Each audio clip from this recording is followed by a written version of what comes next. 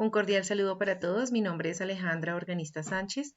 Soy especialista en gerencia educativa, hoy maestrante con todos ustedes en la maestría en educación, desarrollando la maestría en educación. Trabajo para la Corporación Universitaria Minuto de Dios en el Centro Regional Soacha. Estoy a cargo del liderazgo de los proyectos de emprendimiento, de toda la parte de esta área en Centro Progresa.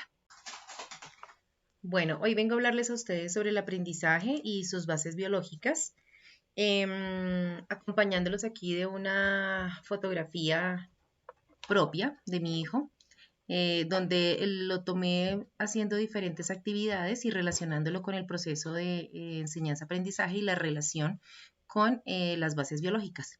El proceso de aprendizaje es muy complejo y en él intervienen diversos mecanismos que tienen en común poseer una base biológica, como son la actividad molecular de las neuronas y la actividad de los circuitos neuronales, muy importantes para comprender los procesos cognitivos superiores. Esto lo tomé de una página para que tengamos todo el refuerzo y todo el mecanismo para poder entenderlo. Hoy en día nosotros debemos saber la importancia de las bases biológicas y su relación con el aprendizaje. En el ámbito educativo, que es en el cual muchos de nosotros nos desenvolvemos, tenemos dos protagonistas, el estudiante y nosotros como docentes, los que orientamos esas bases de nuestros estudiantes. Para esto debemos entender que el funcionamiento y la estructura del cerebro tienen una maravillosa relación en el ser, en el saber y en el saber hacer. Teniendo en cuenta tanto las habilidades cognitivas como las emocionales, las físicas y toda la relación con el entorno. De esta forma nosotros entendemos que el sistema nervioso central está conformado por el cerebro y por la médula espinal, la cual transmite las señales hacia el cerebro, ¿sí? El cual controla todo el movimiento a través de las neuronas y de las células gliales. Cuando las neuronas se unen a través de estas ramificaciones que podemos ver en la imagen, se produce la sinapsis. Esa sinapsis es ese proceso de aprendizaje, ese cambio que se da cuando se produce la receptividad entre las neuronas, esos choques eléctricos que se producen entre ellas. Las células gliales son las encargadas de alimentar ese proceso realizado por las neuronas. La corteza cerebral es esa capa que cubre el cerebro y se divide en dos hemisferios, hemisferio derecho y hemisferio izquierdo. El hemisferio izquierdo es ese que está encargado del análisis, de la comprensión, de la comunicación, y el hemisferio derecho, perdón, es el que está encargado del audio, de la parte emocional, de la parte espacial y de la parte artística. Asimismo, tenemos 4 componentes en el cerebro que son la parte temporal, frontal, occipital y parietal. La parte temporal es la que se encarga de todo el audio. La parte frontal, pues la parte de la memoria, de tomar decisiones, de la creatividad. El occipital es el que resguarda allí toda la información visual. Y el parietal, pues todo lo que tiene que ver con tacto, temperatura, con los sentimientos de dolor. Aquí podemos ver, digamos, que el cerebro tiene 3 formas. También tomé bajo una foto propia. Tiene 3 formas de activarse y de producir ese contacto con la memoria, ese acercamiento con la memoria para estarla fortaleciendo. La emoción, la imaginación y la socialización. Es casi como una fórmula que fortalece la memoria a largo plazo. Siendo así, tomé como ejemplo los niños de educación básica primaria. Yo trabajo con educación universitaria, pero me baso mucho en el proceso que he vivido mientras estamos en la pandemia, en el proceso educativo que he vivido junto con mi hijo, y por eso me basé en la parte de la básica primaria. Aquí nos podemos preguntar qué fortalece la memoria en la educación y en los contextos diarios. ¿Qué la puede fortalecer? Entonces, teniendo en cuenta este interrogante que me hice, sé que la memoria, pues siendo una habilidad, es importante fortalecerla a través de la organización, de la planeación, de la atención. Es decir, como nos lo decían en alguno de los recursos en el video, dejarnos envolver por el aprendizaje.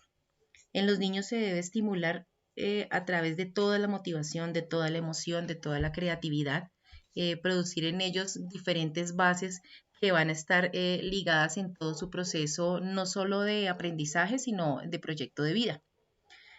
Aquí también nos lo sugería el aula, relacionarlo con la parte tecnológica. Entonces, los niños, como nosotros vemos que la edad infantil pueda generar algún tipo de aprendizaje mediante las herramientas tecnológicas. Lo estamos viviendo hoy muy fuerte, la parte de la tecnología en los niños, en los adolescentes, en los adultos, a partir de la contingencia en la que llevamos en nuestras casas. Pero pues en los niños se debe estimular más el tiempo, más la emoción hacia estas herramientas, generar algún tipo de aprendizaje mediante estas herramientas tecnológicas y no dejarlos a su libre tiempo para que quizá observen cosas que son innecesarias o que no producen ningún tipo de conocimiento. Todas estas aplicaciones y todas estas herramientas que podemos utilizar en nuestra educación son muy buenas siempre y cuando sean manejadas con un tiempo y con un estímulo de logro. Si hablamos de los adolescentes, pues ellos también manejan la misma atracción por las herramientas tecnológicas. Para algunos, digamos, puede ser muy emocionante, para otros puede ser hasta frustrante cuando ya se enredan quizá en otro ámbito de las herramientas tecnológicas y ya no vamos al nivel de educación, sino que reciben los adolescentes quizá otro tipo de cosas por este sistema. Entonces, por eso también hay que estar acompañando ese proceso adolescente frente a las herramientas tecnológicas, que no tengan ninguna dificultad, que no tengan ningún contacto con personas que no se debe tener o con aplicaciones que no se debe tener. Y pues para esto y para todo el proceso hay que estar muy pendientes como papás o como compañeros de las personas que están a nuestro cuidado. Los adolescentes sufren cambios en su cerebro muy marcados, por eso es tan importante estar acompañándolos en cualquier proceso educativo, pues porque ellos son muy vulnerables a la toma de decisiones. Entonces hay que saberlos proteger y saberlos guiar. Frente a la tecnología y el aprendizaje en los adultos, pues digamos que esto, haciendo algún tipo de consulta, ellos también aprenden a manejar algunas herramientas, los celulares, algunas aplicaciones, pero pues a ellos hay que mantenerlos más activos. Cuando hablamos del adulto, el adulto que aún está trabajando en una oficina, que está trabajando desde casa, desarrolla algunas habilidades, pero de igual forma hay que tenerlo activo en otras mucho más emocionales, mucho más artísticas, mucho más cognitivas, para que no pierda quizá movimiento por estar allí quietico. Como les contaba, entonces tomé como base el aprendizaje en la educación primaria, ¿sí? Teniendo como central todo esto que hemos visto durante la semana, todo esto que hemos observado y que hemos atendido en los recursos, que igual tenemos nosotros que guiarnos por un currículo, ¿sí? Un currículo que se nos da, pero para nosotros es importante poder gestionar y poderle dar un valor motivacional a ese currículo a través de diferentes herramientas, a través de diferentes estrategias, vivencias, ¿sí? Tal como lo hace el ABP, por ejemplo, el aprendizaje basado en proyectos, que aprovecha cualquier motivo para generar enseñanza-aprendizaje. Entonces, por eso tomé este tipo de modelo, por eso tomé esta edad, ¿sí? Porque lo estoy viviendo y porque sé que los niños necesitan mucha más emoción, mucha más motivación para que el aprendizaje se quede más fuerte y perdure en sus memorias.